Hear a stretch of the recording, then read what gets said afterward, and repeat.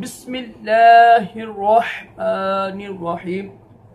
फरमान मुस्तफ़ा सल्लल्लाहु ताला अलैहि वसल्लम।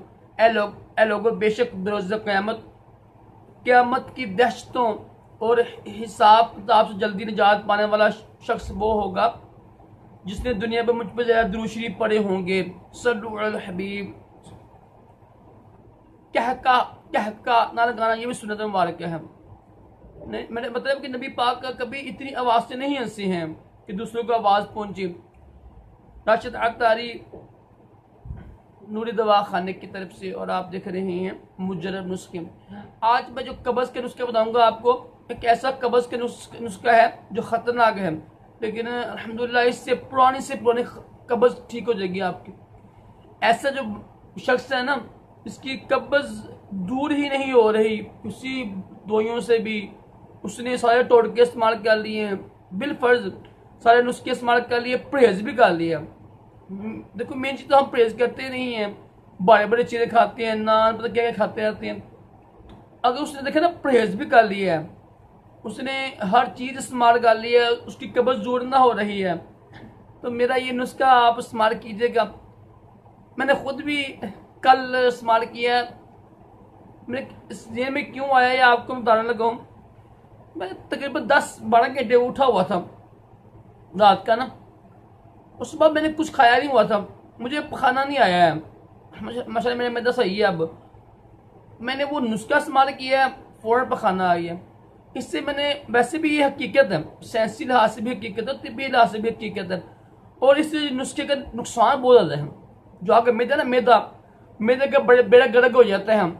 क्यों हम जो हकीम कहते हैं ना ये चीज़ ना पियो, इसलिए कहते हैं कि इसमें बड़े ज़्यादा ख़तरे होते हैं। तो जो देखे ना, जो लोग देखते हैं यार वाकई कब्ज़ दूर नहीं हो रही, बड़े इलाज किए हैं, बड़े नुस्खे इस्तेमाल कर लिए हैं, हर चीज़ इस्तेमाल कर ली है, उनकी कब्ज़ दूर ना होती है। एक बार ना मेरे कहने पर कब्ज़ दूर करने के लिए नुस्खा इस्तेमाल कीजिएगा। सुबह खाली पेट ना उठ के ना आपने बोतल पीनी है, आपने कोक की। कोक होती है, कोक हो जाए, स्प्राइट कोई बोतल हो जाए, कोक की हो जाए, ड्यू की हो जाए, ड्यू की तो वैसे नहीं, कोक की बोतल पीनी है आपने खाली पेट। यकीन करें ये बोतल होती है कोक की, ये बहुत ज़्यादा खतरनाक होती है हमारे मैदे के लिए, लेकिन हम लोग पी रहे हैं। कब्ज़ का ये इलाज है।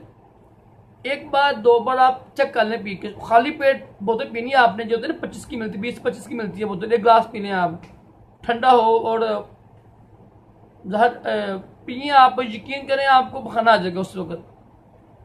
ये एक तो ये इलाज है मजबूरन, एक, और दूसरा ये देखो यार कितना नुकसान है इस बोतल में। जो लोग कहते हैं ना ये हमारे मैदे सही नहीं होते हैं, हमारे फलाम चीज़ें नहीं, ये बोतलों के साथ नुकसान हैं। तो बोतलों के बहुत नुकसान हैं, कोल्ड ड्रिंक के बहुत नुकसान हैं।